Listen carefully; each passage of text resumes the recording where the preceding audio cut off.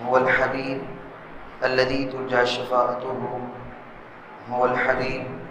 الذي ترجى شفاعته هو الحبيب الذي ترجى شفاعته لكل هول من الأهوال مقتحم استغفر الله ربي من كل ذنب واتوب إليه. بعد الحمد والصلاۃ، سب سے پہلے محبت اور عقیدت کے ساتھ ایک مرتبہ نبی رحمت صلی اللہ تعالی علیہ وسلم کی بارگاہ میں درود شریف کا نذرانہ پیش کیجیے.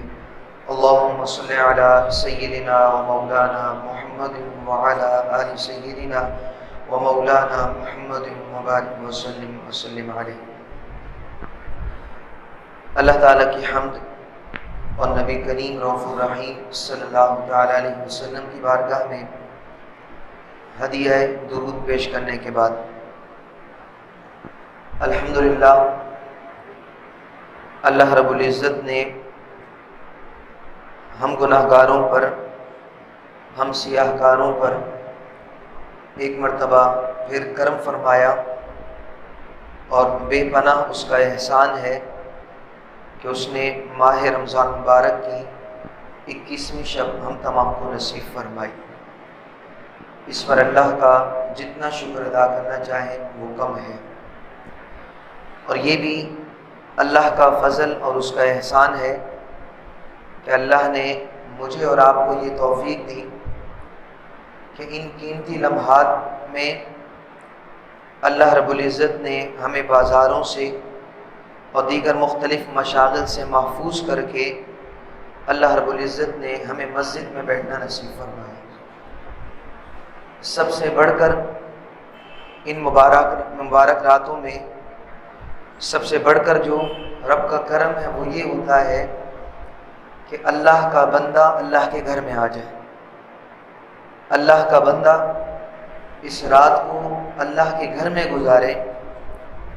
کیونکہ اللہ کے گھر میں اگر انسان کچھ بھی نہ کرے، اللہ کے گھر میں انسان فقط بیٹھا بھی رہے تو اللہ کی رحمت پھر بھی اس کو عطا فرما دی جاتی ہے. کیونکہ ماہ رمضان مبارک ہو یا دیگر مہینے ہوں، مسجد مرکز رحمت ہے. مسجد جو ہے وہ ہر وقت جو ہے اللہ کی رحمت کے فرشتوں سے ڈھانپی ہوئی ہوتی ہے. اس میں ہر وقت برسات ہو رہی ہوتی ہے. آپ کہیں گے کہ برسات کیسی ہے جس میں ہم گیلے بھی نہیں ہو رہے، نہ ہمیں کوئی ٹھنڈک محسوس ہو رہی ہے؟ تو میرے دوستوں، آپ انشاءاللہ محسوس کریں گے یہ ٹھنڈک اور یہ گیلا ہونا یہ بظاہر نہیں ہوتا کہ آپ یہ سمجھیں کہ آپ کا ہاتھ گیلا ہو جائے گا، آپ کا چہرہ گیلا ہو جائے گا. اس طرح نہیں ہوتا، بلکہ معاملہ یہ ہوتا ہے کہ جب انسان اللہ کے گھر میں موجود ہوتا ہے اور اللہ کی رحمت اس پر برسنا شروع ہوتی ہے تو اس کی اندر کی کیفیات جو ہے وہ تبدیل ہونا شروع ہو جاتی ہے، اس کا اندر بدلنا شروع ہو جاتا ہے. اور جس وقت انسان اپنے اندر کو محسوس کرے کہ اس میں ایک تبدیلی آ رہی ہے، انسان کی کیفیت تبدیل ہو رہی ہے، انسان کو اپنے گناہوں کا احساس ہوتا جا رہا ہے، انسان کو اللہ کے گھر میں بیٹھنے کا مزہ آتا جا رہا ہے، تو وہ سمجھ لے اللہ رب العزت نے اس کو اپنی رحمت عطا فرما دی ہے. اور دوسرا یہ، جب اللہ کی رحمت انسان پر اس کا نزول ہوتا ہے، اللہ کی رحمت اس پر وارد ہوتی ہے، اس کی ایک کیفیت انسان پر یہ بھی ہوتی ہے کہ انسان کو اندر تکلیف ہونے لگ جاتی ہے. ایک عجیب سا درد انسان کو جو ہے اندر محسوس ہونے لگتا ہے. نہ وہ دل کا درد ہوتا ہے، نہ وہ گردے کا درد ہوتا ہے، بس اندر جو ہے ایک عجیب سی جو ہے وہ کیفیت ہوتی ہے.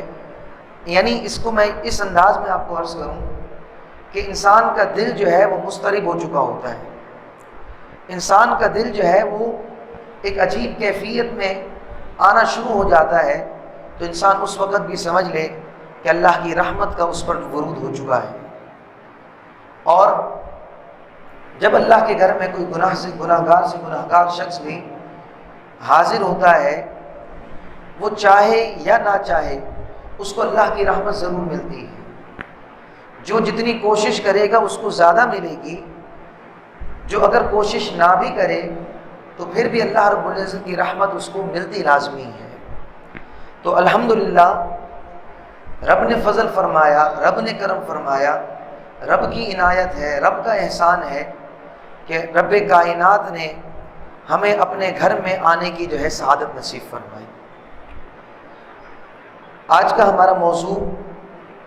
جس پر انشاءاللہ ہم گفتگو کریں گے، اس موضوع کا نام ہے اب دیر بہت ہو گئی، یا اب بہت دیر ہو گئی۔ زندگی کے اندر اس بات کو ذہن میں رکھیے گا کہ فطرت انسانی کے اندر ہے کہ جب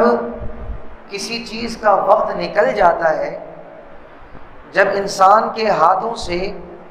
انسان کا معاملہ نکل چکا ہوتا ہے، تب انسان کو جو ہے احساس ہوتا ہے، انسان کو ہوش بھی آتا ہے، اور انسان اس وقت پریشان بھی ہوتا ہے، اور اس وقت انسان خواہش بھی کرتا ہے کہ کاش ایسا نہ ہوتا۔ ہماری زندگی میں کاش بہت ہے، کاش میں یہ نہیں کرتا، کاش یہ اس طرح نہ ہوتا، کاش میں یہ کر لیتا، کاش یہ چیز اس طرح نہ ہوتی۔ اس طرح کے کئی ہماری زندگی کے اندر معاملات ہیں جو کاش، ہماری زندگی کاش سے ابتدا ہے اور کاش ہی پر اختتام ہو جائے گا۔ یہ کاش کبھی ختم نہیں ہوتا، یہ آرزو کبھی ختم نہیں ہوتی، یہ اس انداز میں ہو جاتا اور یہ اس انداز میں ہو جاتا، اور یاد رکھیں کبھی ختم ہو بھی نہیں سکتا۔ تو انسان اپنی زندگی کے اندر فطرت انسانی کی وجہ سے جب تک کوئی چیز انسان کے پاس موجود ہو، انسان اس چیز کی اہمیت کو نہیں سمجھتا، اور جب کوئی چیز انسان سے جو ہے چلی جائے تب انسان کو اس کی اہمیت کا اندازہ ہوتا ہے۔ جب اللہ رب العزت نے انسان کو مہلت دی ہوئی ہو کہ تیرے پاس 10 سال ہیں، 20 سال ہیں، 40 سال ہیں، 80 سال ہیں، انسان کے پاس مہلت ہے، تیرے پاس یہ وقت موجود ہے، تو جب تک انسان کے پاس موجود رہتا ہے وہ وقت، انسان کو اس کی اہمیت کا اندازہ نہیں ہوتا۔ لیکن جیسے ہی وہ وقت ختم ہوتا ہے، جیسے ہی وقت جو ہے وہ انتہا کو پہنچتا ہے، تو انسان فوراً جو ہے وہ ذہن میں بات آتی ہے، اور فوراً انسان کہتا ہے یا اللہ معافی، یا اللہ معافی، یا اللہ معافی، اے اللہ اب معافی چاہتا ہوں، اے اللہ اب معاف فرما دے، اے اللہ اب کرم فرما دے، اے اللہ تھوڑی سی زندگی اور دے دے۔ اللہ تعالیٰ قرآن میں فرماتا ہے اب نہیں، وَلَيْسَ التَّوْبَةُ لِلَّذِينَ يَعْمَلُونَ السَّيِّئَاتِ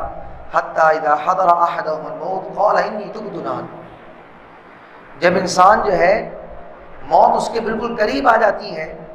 تو اس وقت وہ کہتا ہے کہ یا اللہ اب میں معافی مانگتا ہوں، تو رب فرماتا ہے وَلَيْسَتِ التَّوْبَةُ، اب توبہ نہیں، اب بہت دیر ہو گئی، اب تیرا وقت نکل گیا ہے انسان، تجھے میں نے اتنی لمبی زندگی دی، تو اگر گھنٹے گننا چاہے تو تیرے مشکل پڑ جائیں، تو آسانی سے گھنٹے نہیں گن سکے گا، اتنی لمبی میں نے تجھے زندگی دی، لیکن ذرا سوچ تو صحیح، اتنی ساری زندگی کے اندر تجھے کبھی احساس نہ ہوا، آج تیرے اختتام کا وقت ہوا اور آج تجھے اس کا احساس ہو رہا ہے۔ اسی لیے سمجھدار ہے وہ انسان جو ہمیشہ اپنی موت کی فکر کرتا ہے، اس کو اپنی موت کا احساس رہتا ہے، وہ اپنی موت کا منتظر رہتا ہے، اور یہ گمان رکھتا ہے کہ یہ میرا آخری لمحہ ہے، یہ میرا آخری لمحہ ہے، یہ میرا آخری لمحہ ہے۔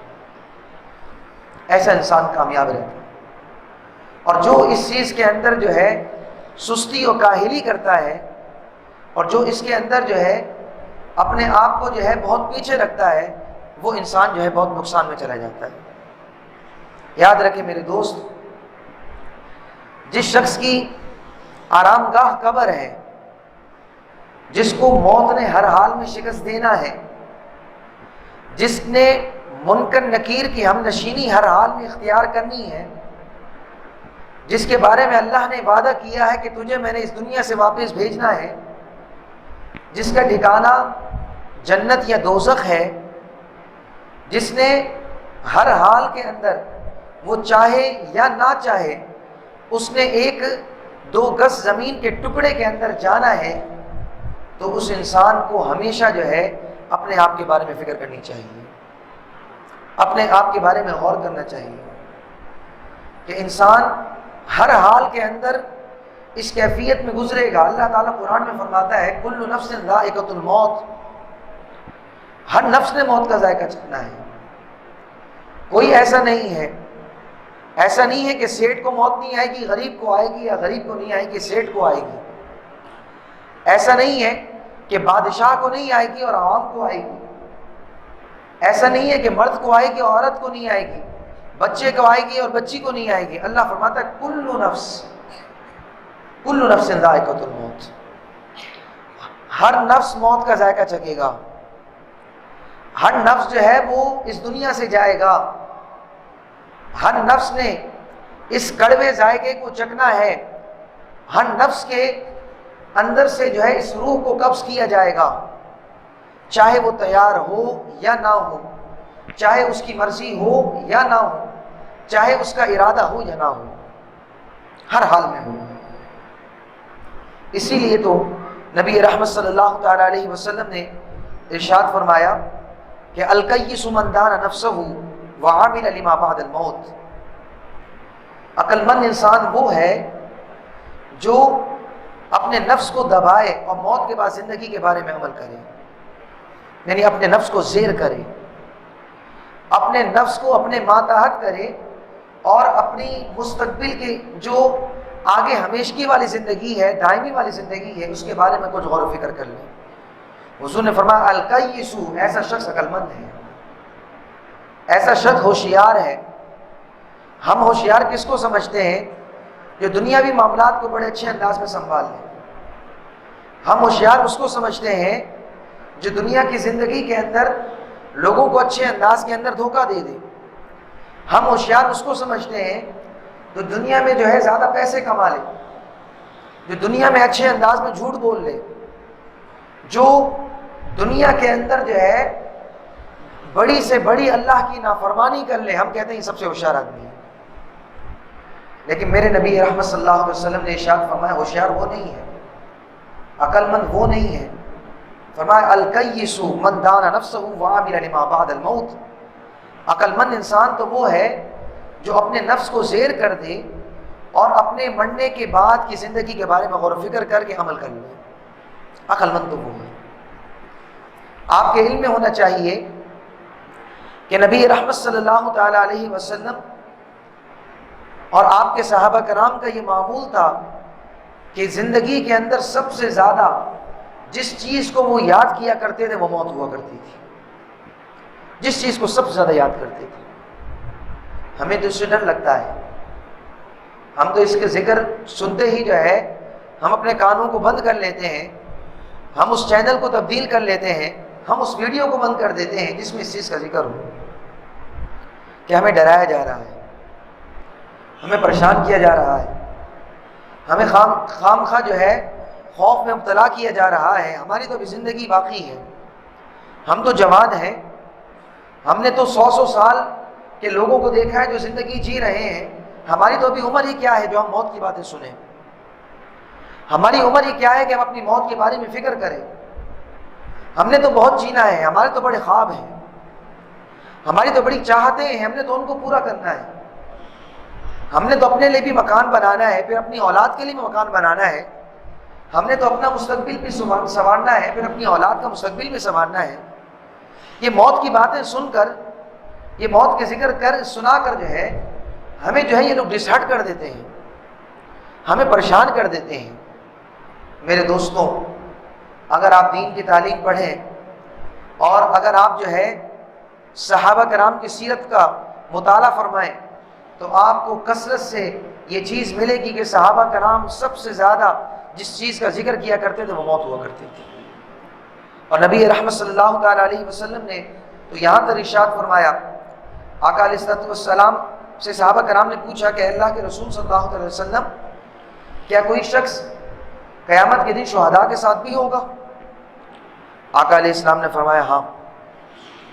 وہ شخص جو دن رات میں 20 مرتبہ موت کو یاد کرے اللہ تعالیٰ قیامت میں اس کو شہداء کے ساتھ اٹھائے گا۔ آخر اتنی فضیلت اس کو کیوں دے دی گئی؟ کہاں شہید جو اپنی گردن کٹا دے، کہاں وہ شخص جو ایک مسجد میں بیٹھ کر یا اکیلے کمرے میں بیٹھ کر جو ہے اپنی موت کے بارے میں فکر کرے، کہاں وہ شخص جو اتنی بڑی تکلیف اٹھائے کہ جنگ لڑے اور جنگ لڑتے ہوئے جو ہے اپنے آپ کو شہادت کے مرتبے پر فائز کر دے، اور کہاں ایک شخص جو اکیلا اندھیرے میں بیٹھا ہوا یا کسی پروگرام میں بیٹھا ہوا چند لمحوں کے لیے جو ہے وہ اس سوچ کو اپنے اوپر جو ہے طاری کر دے کہ ہاں واقعی میں نے مرنا ہے، ہاں واقعی میں نے دنیا سے جانا ہے۔ کہاں وہ اور کہاں یہ؟ لیکن آقا علیہ السلام نے فرمایا ہے میرے امتی اس کو معمولی مت سمجھو، فکر موت، فکر آخرت اور موت کے حوالے سے اپنے اوپر کیفیت کو طاری کرنا یہ کوئی معمولی چیز نہیں ہے۔ اس کو تم معمولی سمجھ رہے ہو، اس کو تم یہ سمجھ رہے ہو کہ اس کی جو ہے کوئی اہمیت نہیں۔ آقا علیہ السلام فرما رہے ہیں ہمارے نزدیک تو اس کی بڑی اہمیت ہے۔ اب اس موت کو یاد کرنے والے 3 طرح کے لوگ ہوتے ہیں۔ بعض وہ ہوتے ہیں جو دنیا میں ڈوبے ہوئے ہوتے ہیں اور ان کا طریقہ کار کیا ہوتا ہے کہ وہ موت کا ذکر سننا ہی نہیں چاہتے، اور اگر کبھی سن بھی لیں تو اس انداز میں سنتے ہیں جیسا کہ انہوں نے سنا بھی نہیں ہے، جیسا کہ میں اور آپ، جیسے میری اور آپ کی کیفیت کہ ایک تو ہم اس ٹاپک کو، اس عنوان کو سنتے ہی نہیں، اور اگر کبھی سن لیا جیسے ہم آج بیٹھے میں ہم سن رہے ہیں، اگر سن لیا تو جیسے ہی بیان ختم ہوا اس کے بعد اس کیفیت کو اپنے اوپر سے مکمل طور پر ختم کر دینا، اور ایسا محسوس ہو کہ انسان نے جو ہے کبھی یہ بیان سنا ہی نہیں۔ لہذا آقا علیہ السلام کہ امتیوں کو یہ بات سوچنی چاہیے کہ وہ کس طرف جا رہے ہیں۔ فرمایا امام غزالی رحمہ فرماتے ہیں 3 طرح کے لوگ ہوتے ہیں جو موت کو یاد کرتے ہیں۔ ایک وہ جو دنیا میں ڈوبے ہوئے ہیں اور ان کو فقط دنیا کی فکر ہے، اپنے بچوں کی فکر ہے، اپنے معاملات کی فکر ہے، اور دوسرے وہ ہوتے ہیں جو کہ ابتداءً تو توبہ کرتے ہیں، ابتداءً اللہ سے جیسے ان کو جو ہے موت کی یاد آتی ہے، اپنا احساس ہوتا ہے، اپنے گناہوں کی یاد آتی ہے، اور ان کے دل و دماغ میں یاد آنے لگ جاتا ہے میں نے فلاں وقت میں بھی نافرمانی کی، فلاں وقت میں بھی نافرمانی کی، فلاں وقت میں بھی نافرمانی کی، اور پھر یاد آتا ہے کہ میں اللہ کی بارگاہ میں کیا منہ دکھاؤں گا، میں اللہ کی بارگاہ میں کیسے جاؤں گا۔ تو جیسے وہ یاد آتا ہے وہ رونے لگتے ہیں، اللہ سے معافی مانگنے لگتے ہیں، لیکن بعد میں دنیاوی مشاغل مصروف ہو جاتے ہیں، پھر واپس جیسے یاد آتا ہے پھر معافی مانگتے ہیں۔ فرمایا دوسرے ایسے لوگ ہوتے ہیں،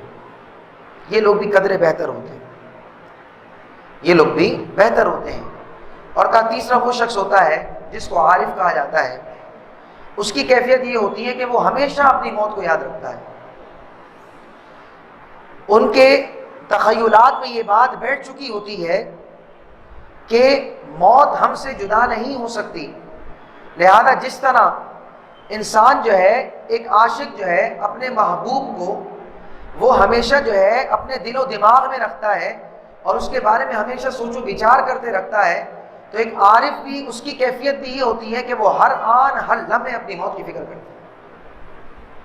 اپنے موت کو یاد رکھتا ہے۔ نبی رحمت صلی اللہ تعالی علیہ وسلم ایک دفعہ آپ کھانا کھا رہے تھے تو آپ نے یہ ارشاد فرمایا کہ اے میرے صحابہ، مفہوم حدیث ہے کہ انسان کی موت انسان کے اتنے زیادہ قریب ہے کہ آپ فرماتے ہیں کہ مجھے اس بات کا بھی یقین نہیں ہے کہ یہ جو لقمہ میرے ہاتھ میں ہے پتہ نہیں یہ لقمہ میرے ہاتھ سے پیٹ کے اندر جائے گا یا نہیں جائے گا، ہو سکتا ہے لقمہ میرے پیٹ میں بعد میں جائے، اس سے پہلے جو ہے ملک الموت جو ہے میری روح کو قبض کر ڈالے۔ نبی رحمت صلی اللہ علیہ وسلم آپ نے یہ تعلیم دی اپنی امت کو۔ تو میرے دوستوں، سب سے پہلا سبق آج کے درس کا یہ ہے، موت سے دوستی کر لیجئے، موت کے بارے میں جو ہے کثرت سے جو ہے تذکرہ کیا کریں، کثرت سے سوچا کریں، غور و فکر کیا کریں۔ کہ آپ نے لوگ اچانک نہیں دیکھے مرتے ہوئے، اچانک بندہ چلا جاتا ہے۔ میں اکثر ایک مثال دیا کرتا ہوں، آج طاق رہتے تو آج بھی اس کو میں ذکر کرتا ہوں، کہ یہیں شہر کراچی کے اندر ایک شخص جو ہے اس کی موت کا انداز یہ تھا کہ وہ شخص جو ہے چائے پی رہا تھا، اور چائے پیتے وقت جو ہے اس نے ایک جو ہے بسکٹ منہ میں ڈالا، آدھا کھا چکا تھا آدھا منہ میں تھا، اور دوسرا اس کے ہاتھ میں تھا کہ ابھی جو ہے اس کو ڈبوئے گا اور اس کو کھائے گا۔ وہیں پر اس کو موت آ گئی۔ جس دوست نے جو ہے اس کو غسل دیا، وہ دوست بتاتے ہیں کہ جب ہم نے اس کو غسل دیا تو اس کے منہ کے اندر جو ہے آدھا لقمہ جو ہے یعنی آدھا بسکٹ موجود تھا، ہم نے غسل کے اندر جو ہے اس بسکٹ کو باہر نکالا۔ میرے دوست اتنی قریب ہے موت، اتنی قریب ہے موت۔ ہمارے نوجوان ساتھی جو آپ یہ سمجھتے ہیں، آپ کا تصور یہ ہے کہ ابھی تو انجوائمنٹ، ابھی تو انٹرٹینمنٹ، تو میں آپ سے یہ پوچھنا چاہتا ہوں، کیا آپ نے اپنی عمر کے بچوں کو مرتے ہوئے نہیں دیکھا؟ کیا کبھی آپ نے کسی جوان کا جنازہ نہیں پڑھا؟ کیا کبھی کسی نوجوان کی موت کی آپ نے خبر نہیں سنی کہ آج فلاں شخص کا انتقال ہو گیا؟ آپ جس وقت بھی اگر سوشل میڈیا کو کھولیں تو کسی نہ کسی کے جانے کی اطلاع ملی بھی ہوتی ہے۔ آج فلاں چلا گیا، آج فلاں کا بیٹا چلا گیا، آج فلاں کا والد چلا گیا، آج فلاں کی والدہ چلی گئی، آج فلاں کی جو ہے زوجہ چلی گئی۔ خبریں چلتی رہتی ہیں، آپ نے انہیں سنی بھی ہوں گی، بلکہ آپ نے ایسے جنازوں میں شرکت بھی کی ہوگی۔ اسی لیے اپنی زندگی کے اندر اس بارے میں غور و فکر کریں۔ میرے دوست امام غزالی علیہ الرحمہ نے اس چیز کو بیان فرمایا ہے کہ موت کوئی آسان چیز نہیں ہے۔ ایک تو یہ ہے نا کہ موت کی فکر کریں، موت کے بارے میں جو ہے خیال کریں، موت کے بارے میں سوچ و بچار کریں۔ اس کا دوسرا انداز امام غزالی نے یہ بیان کیا کہ موت کے حوالے سے 3 کیفیات ہیں۔ انسان جب مرے گا تو اس کو 3 جو ہے تکلیفوں سے گزرنا پڑے گا۔ امام غزالی نے ان تینوں تکلیفوں کو الگ الگ ذکر فرمایا، اور اس انداز میں اپنے جو ہے دوستوں کو سمجھانے کی کوشش کی کہ ہو سکتا ہے ویسے موت کی فکر نہیں ہو رہی تو موت کی کیفیت کو سن کر،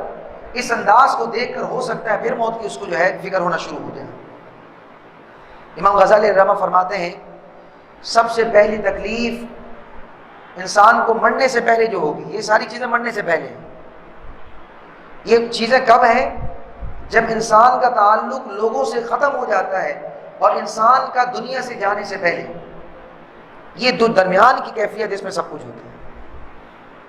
کسی کو 10 سیکنڈ ہوتا ہے، کسی کو 1 منٹ ہوتا ہے، کسی کو 1 مہینہ، کسی کو 1 سال، یہ کیفیت ہوتی ہے۔ سب سے پہلا آپ ذکر کرتے ہیں سکرات۔ آپ فرماتے ہیں سب سے پہلی تکلیف جو ایک انسان کو ہوتی ہے اس دنیا سے جانے کے وقت، وہ سکرات کے وقت کی جو ہے اس کے معاملات ہیں۔ سکرات کا وقت، آپ فرماتے ہیں سکرات کیا چیز ہے اور اس کا کتنا درد ہوتا ہے، یہ تو وہی شخص جو ہے اس کا احساس کر سکتا ہے جو اس سے گزرا ہو، جو اس سے گزرا ہو وہی بتا سکتا ہے، ورنہ اس کے علاوہ جو ہے صرف سننے سے جو ہے اس کی کیفیت کا اندازہ نہیں ہو سکتا۔ سکرات اتنی جو ہے خطرناک ہے اور اتنی دردناک ہے۔ امام غزالی علیہ الرحمہ آپ ارشاد فرماتے ہیں کہ سکرات جو ہے اس کی کیفیت جو ہے اگر آپ سمجھنا چاہیں تو کیفیت جو ہے نبی رحمت صلی اللہ تعالیٰ علیہ وسلم نے بھی بیان فرمائی ہے۔ آقا علیہ الصلوۃ والسلام نے فرمایا کہ اگر تمہیں موت کی تکلیف اگر سمجھنی ہو تو تم یوں سمجھ لو کہ جس طرح اگر کسی شخص کو تلوار کے 300 زخم لگے تو جتنا درد اس کو ہوگا اس سے زیادہ درد جو ہے سکرات والے کو ہوگا، جب انسان کی روح کو انسان کے جسم سے نکالا جا رہا ہوتا ہے۔ آپ کہیں گے امام صاحب اتنی بڑی بندے کی تکلیف ہو تو انسان تو چیخے چلائے، لیکن ہم تو دیکھتے ہیں مرتے وقت ایسا تو کچھ نہیں ہوتا۔ ہم تو نہیں دیکھتے کہ اس ٹائم چیخ یا جو ہے انسان جو ہے اس وقت جو ہے کوئی آواز اس کے جسم سے نکل رہی ہو۔ امام غزالی رحمہ اس کا جواب دیتے ہیں آپ فرماتے ہیں کہ یہ بات تم اپنی جگہ مسلمہ ہے کہ جب انسان کو زخمی کیا جاتا ہے یا مارا پیٹا جاتا ہے تو اس وقت جو ہے انسان چیختا ہے، چلاتا ہے، لیکن کہا یہاں معاملہ یہ ہوتا ہے کہ اتنا زیادہ جو ہے شدت ہوتی ہے، اتنی زیادہ جو ہے موت کے وقت روح کو نکالتے وقت اتنی زیادہ جو ہے میت کو اذیت ہو رہی ہوتی ہے کہ اس کی اذیت کی وجہ سے اس کی زبان بند ہو جاتی ہے اور اس کی آنکھیں پھٹی کی پھٹی رہ جاتی ہیں، آنکھیں ایک ہی طرف رہتی ہیں، وہ ایک ہی طرف جو ہے وہ دیکھ رہا ہوتا ہے، اور کیفیت یہ ہوتی ہے کہ انسان جو ہے بہت زیادہ تکلیف کی وجہ سے انسان کی زبان بند ہو جاتی ہے۔ اس کو سمجھنے کے لیے صرف آپ یہ سمجھ سکتے ہیں، جب کسی کا بہت کوئی قریبی چلا جائے تو کیا آپ نے نہیں دیکھا کہ آپ نے یہ سنا نہیں ہے کہ فلاں شخص کومے میں چلا گیا، فلاں شخص کومے میں چلا گیا؟ وہ کیا ہوتا ہے کہ درد کی انتہا کو پہنچ کر اس کا جو ہے اس کی باڈی کام کرنا چھوڑ دیتی ہے، صدمہ برداشت کرنے کی اس میں طاقت نہیں ہوتی۔ تو امام غزالی فرماتے ہیں کہ شدت نزع، شدت سکرات اتنی خطرناک ہے، اتنی سخت ہے، اتنی ہولناک ہے کہ انسان اس ہولناکی کی وجہ سے اس کی زبانیں بند ہو جائیں گی، کچھ نکل ہی نہیں سکے گا زبان سے، انسان کچھ بول ہی نہیں سکے گا۔ نبی رحمت صلی اللہ تعالی علیہ وسلم یہ دعا مانگا کرتے ہیں، اللہم حبن علی محمد سکرات الموت، اے اللہ محمد پر صلی اللہ علیہ وسلم پر موت کی سختی آسان فرما دے۔ کون دعا کر رہے ہیں؟ ہمارے نبی۔ یہ ہماری تعلیم کے لیے، میں اپنے آپ سے پوچھتا ہوں، آپ اپنے آپ سے پوچھیں، بلکہ سوال تو اس سے پہلے کا ہونا چاہیے کہ ہم نے کبھی اپنی موت کی فکر کی یا نہیں کی، سوال تو یہ ہونا چاہیے۔ لیکن دوسرا سوال یہاں پر یہ بھی ہے، نبی رحمت صلی اللہ علیہ وسلم فرما رہے ہیں اللہم حون علی موت، اللہم حون علی محمد سکرات الموت، اے اللہ محمد صلی اللہ علیہ وسلم پر موت کی سختی کو آسان فرما دے۔ ایک تو ہے نا دعا مانگنا، ایک ہے سوچنا۔ کبھی یہ فکر بھی آئی، کبھی یہ تصور میں بھی آیا کہ کبھی میں نے یہ بھی مانگنا ہے، میں گاڑی مانگنے سے فارغ ہوں گا تو یہ مانگوں گا، میں لوگوں کے لیے بد دعاؤں سے فارغ ہوں گا تو میں اس طرح کی دعائیں مانگوں گا، میں جو ہے اللہ رب العزت سے دنیاوی معاملات مانگنے سے فارغ ہوں گا تو وہ مانگوں گا۔ ہمیں تو فکر ہی یہ ہے کہ یا اللہ مجھے گاڑی چاہیے، یا اللہ مجھے مکان چاہیے، یا اللہ مجھے بینک بیلنس چاہیے، اگرچہ کوئی حرج نہیں ہے مانگنے میں، لیکن یہی مانگتے رہنا، جو اصل ہے اس کو چھوڑ دیا۔ حضرت ابراہیم علیہ السلام کی جب وفات ہوئی تو اللہ رب العزت نے جو ہے حضرت ابراہیم سے فرمایا، اے دوست، کیونکہ آپ خلیل اللہ تھے، اے دوست تو نے موت کو کیسے پایا، تو نے موت کو کیسے پایا؟ حضرت ابراہیم علیہ السلام نے عرض کیا، اے اللہ جیسے گرم سیخ نرم گیلی روئی میں داخل کی جائے اور اس کے بعد اس سوئی کو جو ہے کھینچا جائے تو جتنی تکلیف اس کو ہوتی ہے، یا اللہ میں نے اتنی تکلیف محسوس کی ہے۔ الفاظ واپس سمجھ۔ حضرت ابراہیم علیہ السلام نے عرض کیا، اے اللہ جیسے گرم سیخ گیلی روئی میں داخل کی جائے اور اس کے بعد جو ہے اس سیخ کو کھینچا جائے تو اس کھینچنے کے بعد روئی کی جس طرح کی کیفیت ہوتی ہے، میری کیفیت دوسری انداز کی ہوئی ہے۔ اللہ رب العزت نے فرمایا، اے ابراہیم یہ تجھ پر سب سے آسان موت عطا ہوئی تھی، یہ تجھ پر سب سے آسان موت ہوئی تھی۔ تو ایک تکلیف موت کے وقت جو انسان کو ہوگی وہ ہے سکرات کی، کہ انسان کو جو ہے سکرات کی تکلیف دیکھنی پڑے گی، سکرات کا عالم ہوگا۔ آپ کئی مرتبہ سنتے ہیں فلاں بندہ جو ہے سکرات کے عالم میں ہے، فلاں بندہ جو ہے بھی سکرات کی کیفیت میں ہے۔ یہ تکلیف ہوتی ہے، یہ نیک لوگوں کو بھی ہوتی ہے، برے لوگوں کو بھی ہوتے ہیں۔ نیک لوگوں کی جو ہے آزمائش ہوتی ہے، ان کے مرتبے بلند ہو رہے ہوتے ہیں، اور جو گناہگار بندہ ہوتا ہے اس کے جو ہے گناہوں کا یہ ازالہ ہو رہا ہوتا ہے، اور اگر جو ہے کوئی بے پناہ گناہگار ہو تو اس کو اللہ کا عذاب ہو رہا ہوتا ہے۔ دوسری چیز امام غزالی علیہ رحمہ نے جو ارشاد فرمائی، آپ نے فرمایا ایک تو سکرات کی تکلیف انسان کو ہوتی ہے، دوسری تکلیف یہ ہوتی ہے کہ جب جو ہے مرنے کے وقت ملک الموت کی صورت نظر آتی ہے، بولے دوسری تکلیف انسان کو یہ ہوتی ہے، مرنے کے وقت جو ہے سکرات ملک الموت کی تصویر دکھائی جاتی ہے۔ حضرت ابراہیم علیہ السلام کی ملاقات ہوئی ملک الموت سے۔ حضرت ابراہیم علیہ السلام نے ارشاد فرمایا کہ اے اسرائیل، کیا آپ مجھے وہ صورت دکھلا سکتے ہیں جس میں آپ گناہگاروں کی روح نکالتے ہیں؟ حضرت اسرائیل علیہ السلام نے فرمایا اے خلیل اللہ، جی میں بالکل آپ کو وہ شکل دکھا سکتا ہوں جس شکل میں میں کسی جو ہے گناہگار کے سامنے آتا ہوں، لیکن آپ جو ہے اپنا رخ جو ہے دوسری طرف پھیر دیجیے۔ حضرت ابراہیم علیہ السلام نے اپنا رخ جو ہے دوسری طرف پھیرا۔ جب اس کے بعد حضرت ابراہیم علیہ السلام نے واپس اس طرف رخ کیا، آپ کیا دیکھتے ہیں کہ ایک سیاہ ترین آدمی موجود ہے، اس کے بال کھڑے ہوئے ہیں، جسم سے تعفن پھوٹ رہا ہے، اس نے کالے کپڑے پہنے ہوئے ہیں اور اس کے منہ اور نتنوں سے آگ کے شعلے اور دھواں نکل رہا ہے۔ حضرت ابراہیم علیہ السلام اللہ کے نبی ہیں، لیکن حضرت ابراہیم علیہ السلام نے حضرت اسرائیل کا جیسے ہی یہ منظر دیکھا، یہ شکل دیکھی، آپ اسی وقت جو ہے بے ہوش ہو پڑے، آپ بے ہوش ہو۔ کچھ دیر میں جب آپ کو ہوش آیا تو ملک الموت اپنی اصلی صورت میں آ چکے تھے، اصلی صورت میں آ چکے تھے۔ حضرت ابراہیم علیہ السلام نے فرمایا کہ اے اسرائیل، اگر تم کسی فاجر کے سامنے صرف یہی صورت بھی لے کر چلے جاؤ تو اگر اس کے علاوہ اس کو اور مرتے وقت کوئی تکلیف نہ دی جائے تو یہی تکلیف اس کو کافی ہے، چہ جائے کہ سکرۃ الموت کی تکلیف بھی ہو۔ یہ تو ایک تکلیف ہے دوست، سکرات کی تکلیف الگ، جس کے بارے میں میں نے آپ کو کہا کہ 300 زخم تلوار کے، وہ الگ تکلیف ہے، وہ پہلا طریقہ ہے، وہ پہلا اسٹیپ ہے۔ دوسرا یہ ہوگا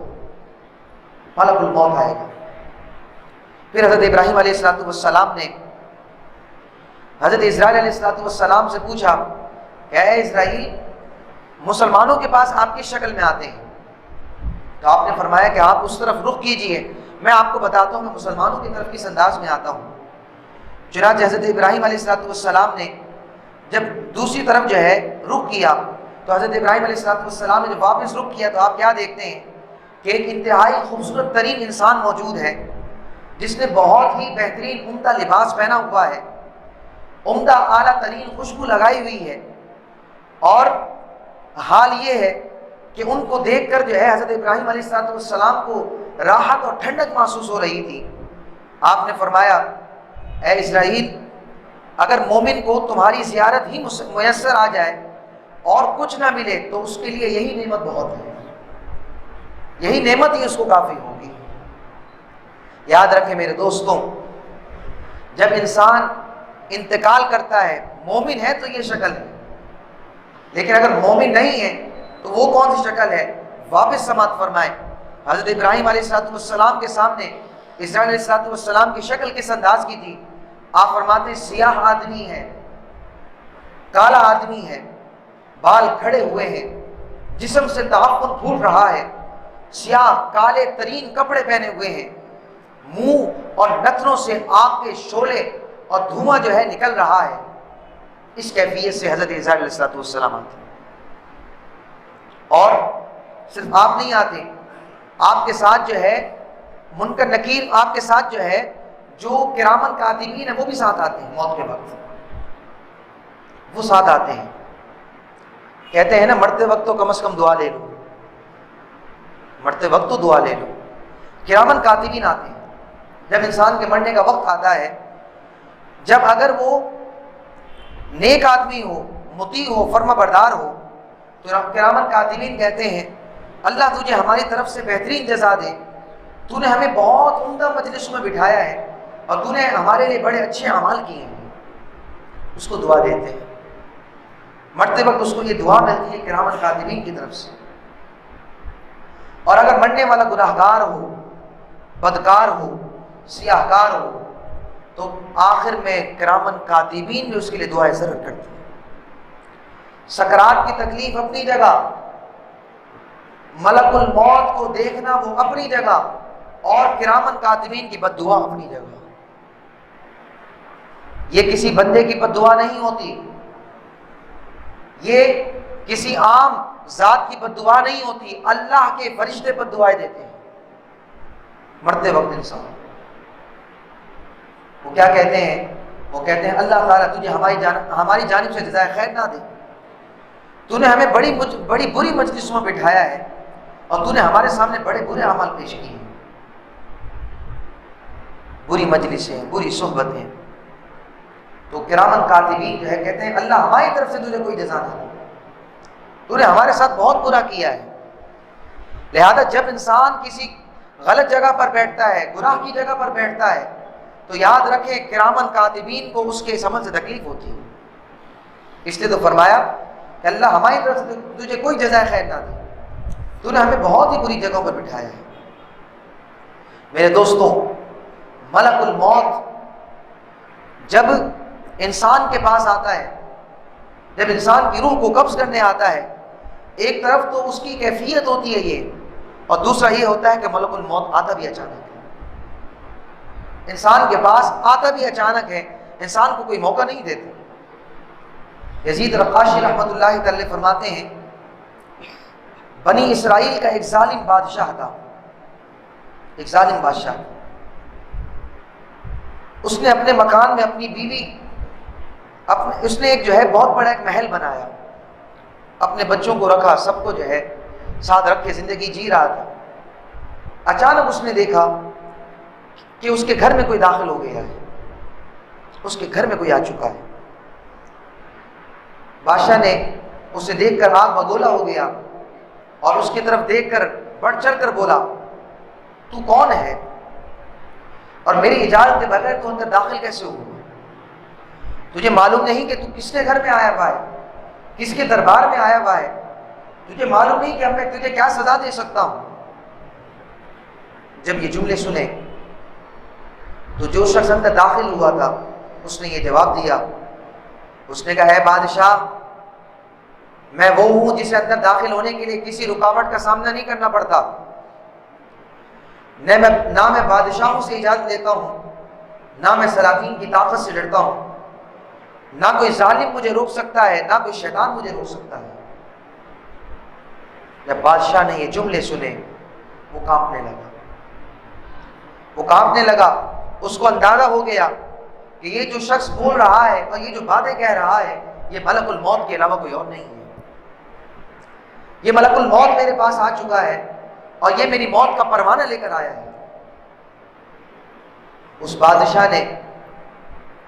اسی وقت جو ہے زمین پر گر پڑا اور اس نے جو ہے نہایت عاجزی کے ساتھ اپنا سر اٹھایا اور کہنے لگا کیا تم ملک الموت ہو؟ اس نے کہا ہاں میں ملک الموت ہوں۔ اس نے کہا صرف مجھے اتنی مہلت دے دو، اتنا وقت دے دو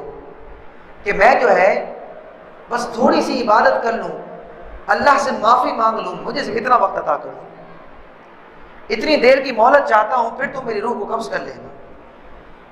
ملک الموت نے کہا ہرگز نہیں، اب فرصت کی مدت ختم ہو چکی ہے، تیرے سانس پورے ہو چکے ہیں اور اب تیری عمر کے جو لمحات تھے وہ تیرے مکمل ہو چکے ہیں، اب تیری بھلائی کے لیے کچھ نہیں بچا۔ بادشاہ سلامت نے گر گرایا اور کہا کہ میں جو ہے صرف جو ہے اتنا مجھے مہلت دے دو کہ میں جو ہے اپنی جائیداد جو ہے اللہ کے نام پر کر دوں، میں نے جو کمایا ہے کچھ اللہ کے نام پر دے دوں، صرف اتنی مہلت مجھے دے دوں۔ میں نے تو آگے کے لیے الفاظ ہیں کہ نہ میں نے آگے کے لیے کوئی اچھے اعمال کیے ہیں، نہ میں نے کوئی اچھا مکان بنایا ہے۔ اچھا مکان بنانے سے مراد یہ آپ کا گھر نہیں ہے، آپ کا بنگلہ نہیں ہے، یعنی وہ مکان جس کا ثواب آپ کو قیامت کے دن ملے، یعنی اللہ کا گھر بنانا۔ میں نے نہ کوئی اچھے اعمال کیے ہیں، نہ میں نے کوئی اچھا مکان بنایا ہے، مجھے تھوڑی سی مہلت اور دے دو۔ ملک الموت نے کہا کہ اگر تو نے کوئی اچھا عمل نہیں کیا تو اب تیرا ٹھکانہ جہنم ہے اور میں تجھے دوزخ میں ہی لے کے جاؤں گا، جس کی آگ تیری کھال اور تیری گوشت سب کو جلا ڈالے گی۔ یہ کہہ کر ملک الموت نے اسی وقت روح کو قبض کر ڈالا۔ بادشاہ کی بے جان لاش زمین پر گر کر گھر والے رونے لگے، چلانے لگے اور اپنی میت کے بارے میں افسوس کرنے لگے۔ یزید رقاشی فرماتے ہیں اگر انہیں اپنے انجام کی خبر ہو جاتی تو یہ اس سے بھی زیادہ رونے لگ جاتے. جتنا اس پر رو رہے ہیں یہ اس سے زیادہ رونے لگ جاتے ہیں اگر ان کو اس چیز کی خبر ہو جاتی کہ ان کے ساتھ کیا انجام ہونے والا ہے. اس لیے میرے دوستوں، جب ملک الموت انسان کے پاس آ جائے، انسان کے پاس پھر کچھ نہیں بچتا، پھر کچھ نہیں بچتا. اگرچہ انسان اس وقت،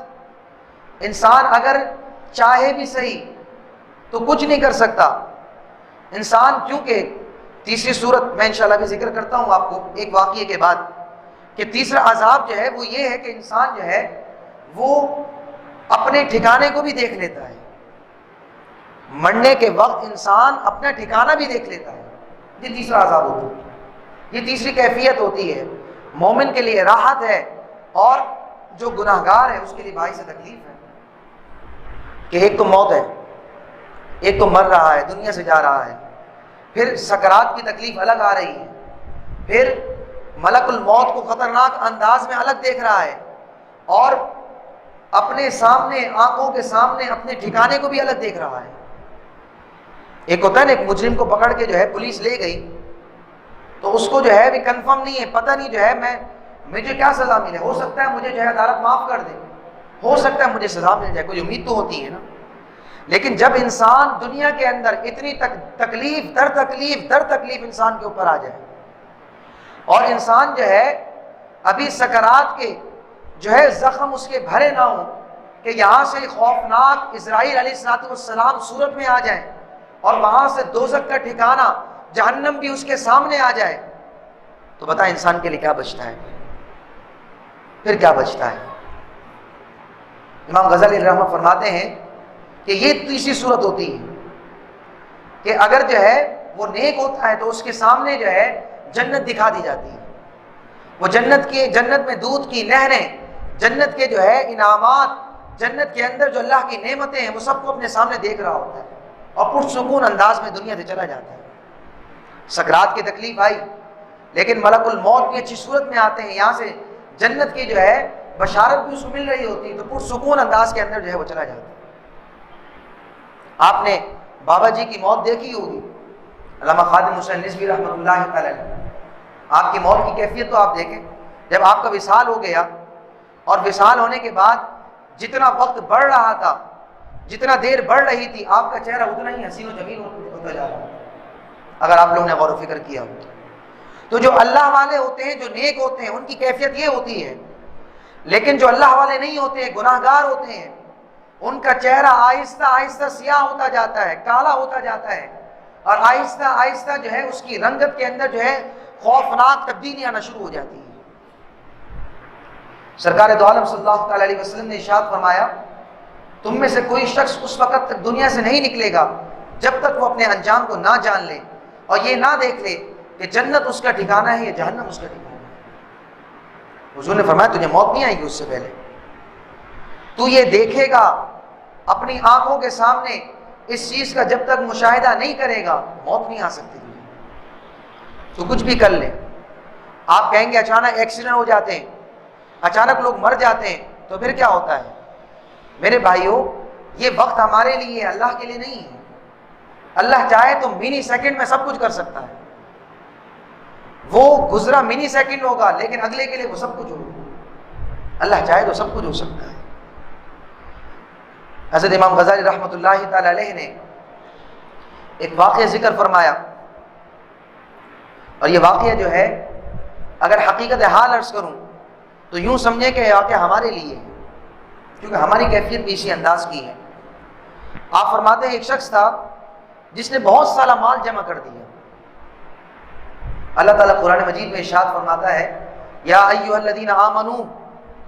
اے وہ لوگوں جن کو اللہ نے ایمان کی نعمت سے سرفراز کیا ہے، اتقوا اللہ، اللہ سے ڈرو، اللہ سے ڈرو، وَلْتَنْظُرْ نَفْسٌ مَّا قَدَّمَتْ لِغَدٍ، اور چاہیے کہ غور کرو کہ تم نے کل کے لیے کیا بھیجا ہے، اپنے فیوچر کے لیے کیا بھیجا ہے. تجھے اپنے بچے کی فکر کی، اپنے بچے کی فیوچر کی تو بہت فکر ہے، اپنے بچے کے فیوچر کے بارے میں تو بہت سوچ و بچار کرتا ہے. ذرا اپنے فیوچر کے بارے میں بھی تو غور و فکر کر کہ تیرا کیا ہوگا. تیرا کیا بنے گا، تیری کیا کیفیت ہوگی؟ امام غزالی علیہ الرحمہ فرماتے ہیں کہ ایک شخص نے بہت سارا مال جمع کیا اور کوئی قیمتی شے ایسی نہیں تھی جو اس کے خزانے میں نہ ہو، بے پناہ مالدار، بے پناہ مالدار. اس نے ایک عالی شان ایک محل بنایا، اور ایسا محل بنایا کہ جو اس وقت جو ہے اس پورے جو ہے شہر کے اندر ایسا محل کسی اور کا موجود نہیں تھا. سب سے منفرد یونیک محل اس نے بنایا. ہم کہتے ہیں نا ہم نے یونیک گھر بنانا ہے، سب سے منفرد گھر بنانا ہے. میرا گھر ایسا ہو کہ لوگ دیکھ کر جو ہے رشک رشک کریں، لوگ جو ہے حیران ہو جائیں، لوگ جو ہے رشک کی نگاہوں سے مجھے دیکھیں کہ واہ کتنا اچھا مکان بنایا ہے. لوگ مکان بناتے ہوئے 1.5 سال 2 سال مکان بن رہے ہوتے ہیں. حضرت صاحب کیا ہو رہا ہے؟ پیسوں کی کمی نہیں، پیسوں کی کمی نہیں، پیسہ ہو کے سب کچھ ہے، پھر بس مکان کی جو ہے زیب و زینت کی جا رہی ہے، اس کو جو ہے خوبصورت بنایا جا رہا ہے. چنانچہ انہوں نے ایک عالی شان و مضبوط محل بنایا، اس کے 2 بڑے بڑے دروازے رکھے اور دروازوں پر جو ہے پہرے دار رکھے. پھر اپنے اہل و عیال کو جمع کیا، ان کے لیے کھانا پکوایا، اپنے تخت پر جو ہے ایک خوبصورت انداز کے اندر ایک منفرد انداز میں بیٹھ گیا اور اپنا ایک پاؤں دوسرے پاؤں کے اوپر رکھ دیا، جس طرح آج کل کے سیٹ لوگ بیٹھتے ہیں. ایک پاؤں دوسرے پاؤں کے اوپر رکھ دیا اور خود تخت پہ بیٹھ گیا، اپنے گھر والوں کے سامنے بٹھا کر. اس وقت جو ہے اس کے پاس جو ہے مختلف جو ہے انواع و اقسام کے اس نے کھانے بنائے، اپنے گھر والوں کے سامنے رکھ دیے. یہ سب لوگ مل کر کھانا کھا رہے تھے کہ اچانک جو ہے ایک آواز آئی ان سب کو ایک آواز آئی، اور وہ آواز یہ تھی، اے نفس اب تو چند برسوں تک عیش کر، میں نے تیرے لیے اتنا. پہلے جو ہے اس نے جو ہے اپنے آپ کو کہا، فخر کرتا ہے نا بتا اپنے اوپر، میں ہوں میں ہوں میں ہوں. پتہ نہیں میں کیا لگا دی بندے نے. انسان جو ہے یہ انسان کے اندر جو ایگو آ گئی ہے، انسان کو برباد کر ڈالا اس نے. تو اس نے اپنے آپ سے کلام کیا،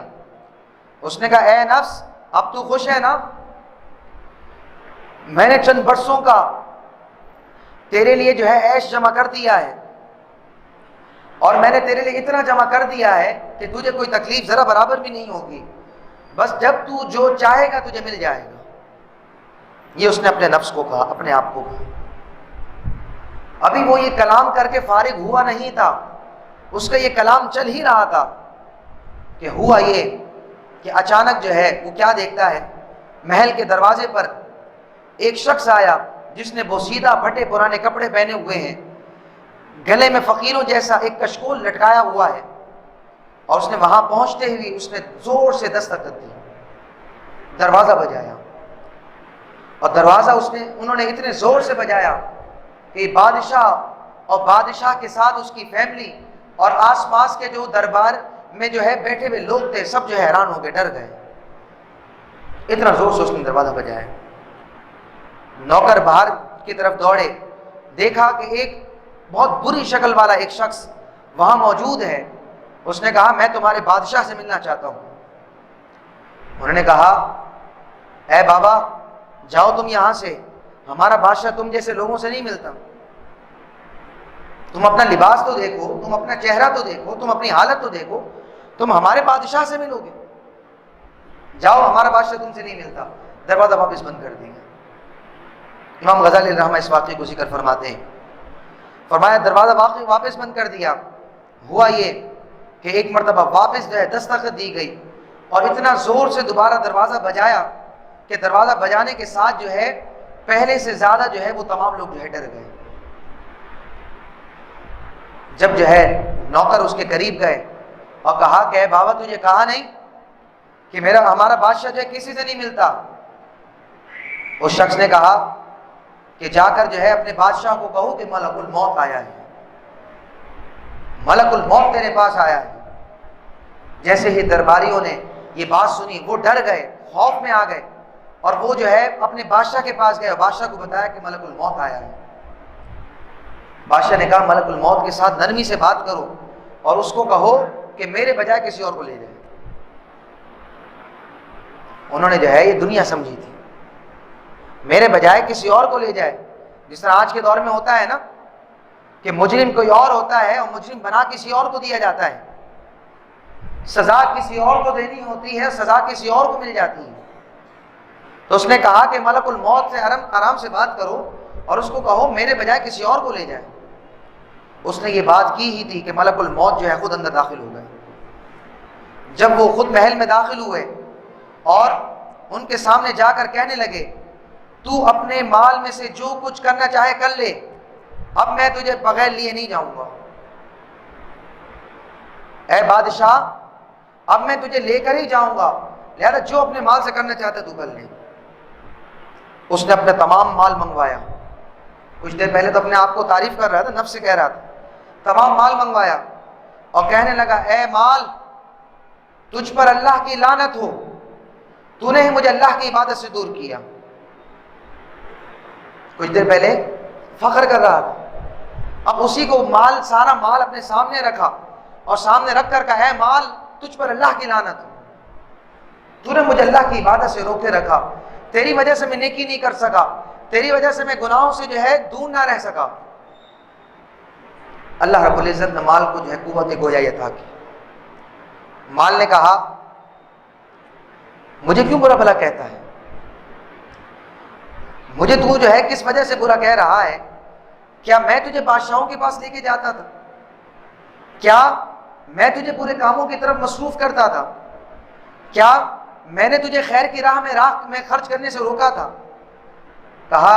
آج میں تجھے نفع پہنچا سکتا تھا اگر تو اللہ کی راہ میں خرچ کرتا، لیکن تو نے جو ہے اللہ کی راہ میں خرچ نہیں کیا، آج مجھے برا بھلا نہ کر بلکہ اپنے آپ کو برا بھلا کر۔ اس وقت جو ہے کہا اے ابن آدم تو مٹی سے پیدا ہوا ہے، مال نے یہ جملے کہ اللہ نے اس کو قوت گویائی دی، اے ابن آدم تو مٹی سے پیدا ہوا ہے، چاہے نیکی کر چاہے گناہ کر تجھے فنا ضرور ہونا ہے۔ بس یہ گفتگو ہوئی، ملک الموت نے اسی وقت اس کی روح کو قبض کر دیا، لیکن یہ جملے آخری واپس سماعت فرمائے اے ابن آدم تو مٹی سے پیدا ہوا ہے، چاہے نیکی کر چاہے گناہ کر تجھے فنا ضرور ہے، تجھے جانا ضرور ہے۔ اور یاد رکھیں جب اس دنیا سے انسان نے جانا ہے، اس دنیا کو انسان نے چھوڑنا ہے، تو انسان کو جو ہے سوچنا چاہیے اپنی زندگی کے بارے میں، اپنے آپ کے بارے میں سوچیں۔ میرے دوستوں یہ ذہن نشین رکھ لیں، آپ کچھ بھی کر لیں، آپ یہ تصور کر لیں کہ امام صاحب یہ باتیں آپ جو کر رہے ہیں یہ تو منافقین کے لیے ہوگی، یہ تو کافر کے لیے ہوگی، ہمارے لیے تھوڑی ہوگی، ہمارے لیے تھوڑی ہوگی۔ میرے دوستوں ایسا نہیں ہے، آنکھ کھول لیں اس سے پہلے کہ آنکھ ہمیشہ کے لیے بند ہو جائے، اپنی آنکھوں کو کھولیں۔ اور جو حضور صلی اللہ علیہ وسلم کی دعا میں نے آپ کو بتائی، اللہم ہون علی محمد سکرات الموت، حضور یہ دعا مانگا کرتے تھے، اس لیے یہ تو حضور نے ہماری تعلیم کے لیے دی، لیکن ہمارے لیے یہ سبق ہے کہ اپنی زندگی کے اندر اللہ رب العزت سے یہ دعا مانگا کریں، اے اللہ موت کی سختیوں کو میرے لیے آسان فرما دے، اے اللہ تو رحیم ہے، تو کریم ہے، تیری بارگاہ میں عرض کرتے ہیں مولا ہم نہ سکرات، یا اللہ نہ سکرات کے عذاب کو ہم برداشت کر سکتے ہیں، نہ ملک الموت کی بری صورت کو ہم برداشت کر سکتے ہیں، نہ جہنم کے ٹھکانے کو برداشت کرتے ہیں، اے اللہ ہمارے لیے آسانیاں پیدا فرما۔ میرے دوستوں یہ موقع ہے، آج رات ہے، 5 راتوں میں سے ایک رات ہے، یہ موقع ہے اللہ سے مانگیں، یہ موقع ہے اپنی زندگی کے بارے میں سوچیں، غور و فکر کریں، کہیں ایسا نہ ہو جائے کہ دیر ہو جائے، اور جب دیر ہو گئی تو پھر جو ہے اس وقت آپ کچھ بھی کہیں گے تو فرشتے کہیں گے اب بہت دیر ہو گئی، جس کو قرآن میں نے آپ کو ذکر کر دیا، قرآن کہتا ہے بھلے سے توبہ، اب توبہ نہیں، اب تو نے بہت دیر کر دی، اب تیرا وقت ختم ہو گیا، اب تیرا ٹائم پیریڈ جو ہے مکمل ہو گیا۔ اسی لیے سمجھدار ہے وہ انسان جو اپنے وقت کی قدر کرتے ہوئے انسان اپنی زندگی کے اندر بھی اپنے لیے جو ہے احساس کرے، غور و فکر کرے، سوچ و بچار کرے۔ اللہ رب العزت مجھے اور آپ کو ہر وقت موت یاد رکھنے کی سعادت نصیب فرمائے۔ وما علینا الا البلاغ۔